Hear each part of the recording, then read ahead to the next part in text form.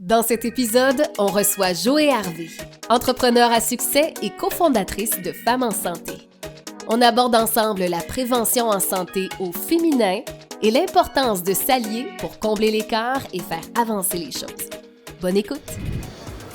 Joé Harvey, bonjour! Bonjour! Bienvenue sur notre podcast. Un plaisir.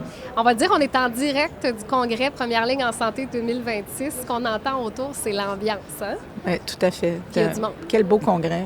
1800 personnes. Oui, as-tu pensé? Puis on le sent. On sent, c'est grand, c'est gros, mais on sent que c'est plein de monde, plein de beau monde. Ça vibre. Ouais. Effectivement.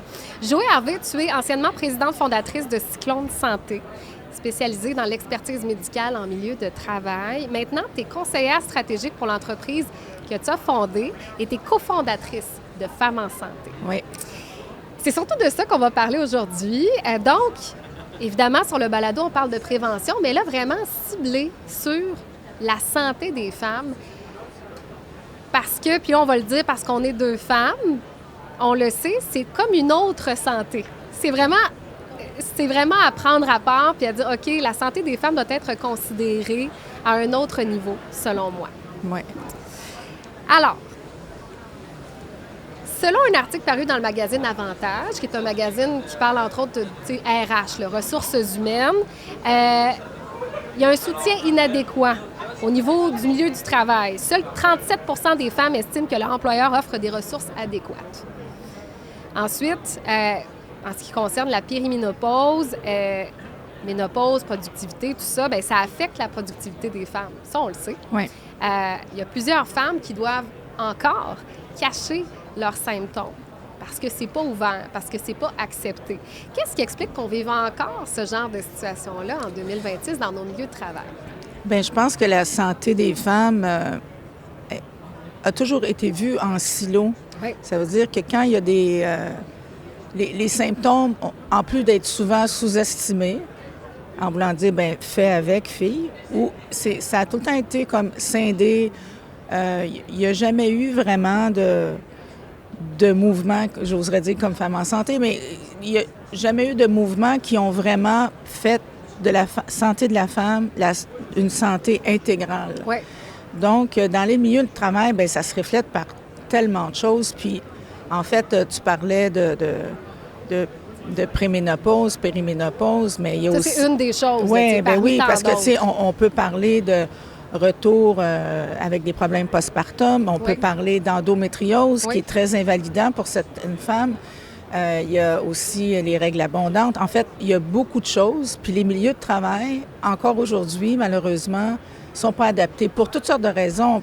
Parce que les femmes traînent encore un certain malaise. Oui. Il y a à en discuter avec leur professionnel RH ou leur patron, à tort ou à raison, mais ça reste un constat. Donc, la performance s'en trouve... Le présentéisme, la performance s'en trouve...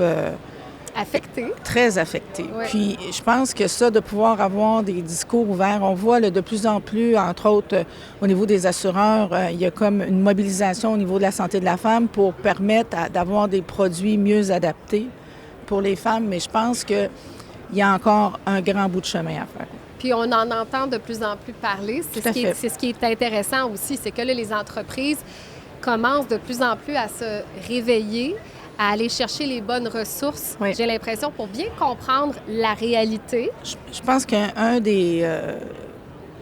des bougies d'allumage qui a commencé à germer, ça a été quand on a commencé à parler d'harcèlement. Bien, encore une fois, à tort ou à raison, le harcèlement est souvent perçu comme les victimes, c'est des femmes. Souvent.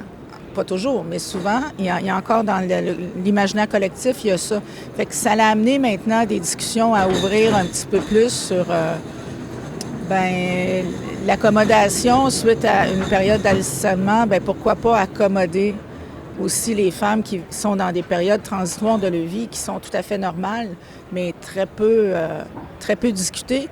Puis si on parle au niveau de la ménopause, moi, le chiffre qui m'a vraiment frappé, c'est qu'il y a 10 % de notre main-d'œuvre qui est au max de ses compétences.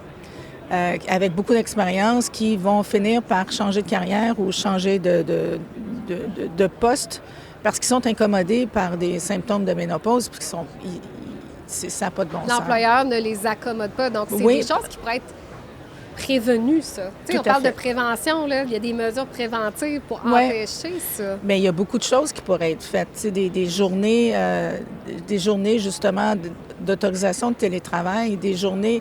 Puis ça va loin, là, tu sais, dans les nombreuses charges féminines, les rendez-vous médicaux des enfants, puis tantôt des parents. Je pense qu'il pourrait y avoir de l'accommodation qui est faite pour tous ces symptômes-là ou tous ces phénomènes-là qui se passent dans une vie de femme, là.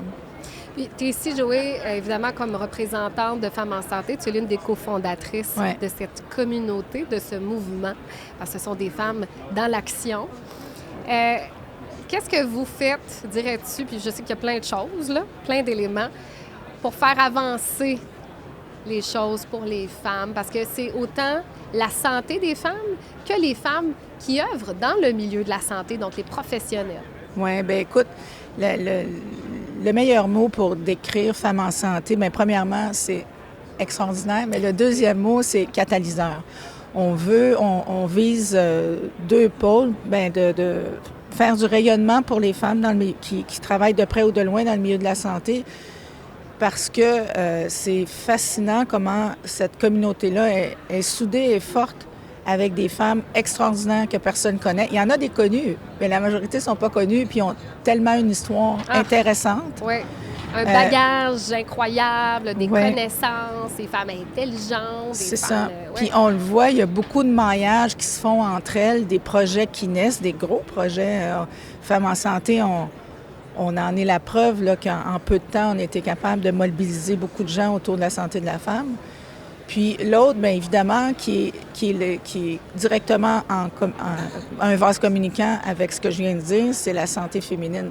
Fait qu'avec tout ça, je pense que en mettant cette communauté-là à profit, appelons ça comme ça, de pouvoir voir les échanges, les maillages qui se font entre femmes, c'est fascinant. C'est vraiment une communauté qui me tient beaucoup à cœur.